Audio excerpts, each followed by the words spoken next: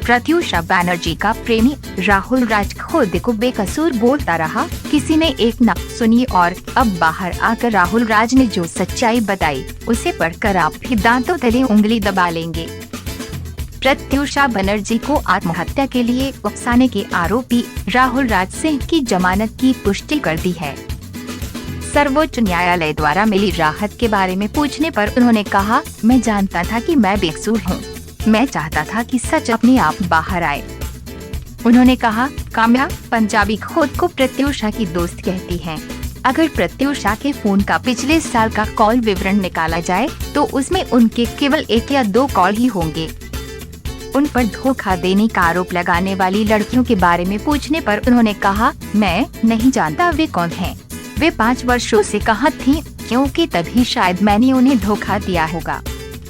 इस पूरे मामले के बारे में राहुल राज ने कहा, आत्महत्या करना बुज़दिली है। मुझे प्रत्यूषा के लिए दुख मनाने का मौका भी नहीं दिया गया।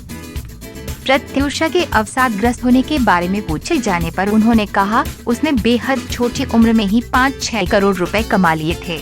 उसे अपने पैसों का प्रबंधन करना नहीं आता था, इसलिए उसने अपनी कमाई अपने माँ बाप को सौंप दी थी।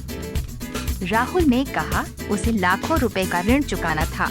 सारा ऋण उसके नाम पर था, उसके माँ बाप के नाम पर नहीं। राहुल ने कहा, कानून के मुताबिक माँ बाप को ऋण चुकाना चाहिए। जब वे मुझे सर्वोच्च न्यायालय में घसीट सकते हैं तो मुझे पूरा भरोसा है कि उनके पास ऋण चुकाने के लिए भी पैसा है। उन्होंने कहा, जो भी हुआ उसके बावजूद मुझे मुंबई से प्यार है। प्रत्यूषा की मौत के बाद मैं एक बार भी अपने गृहनगर रांची नहीं गया। पुलिस ने पिछले 2 महीने से मेरा घर सील किया हुआ है और मैं अपने पिता के साथ होटल में रह रहा हूँ। उन्होंने कहा, मैंने उसे ऐसा गंभीर कदम उठाने के लिए नहीं उकसाया। मुझे उसकी मौत से केवल 3 महीने पहले ही उसकी आर्थिक परेशानी के बारे में पता चला था।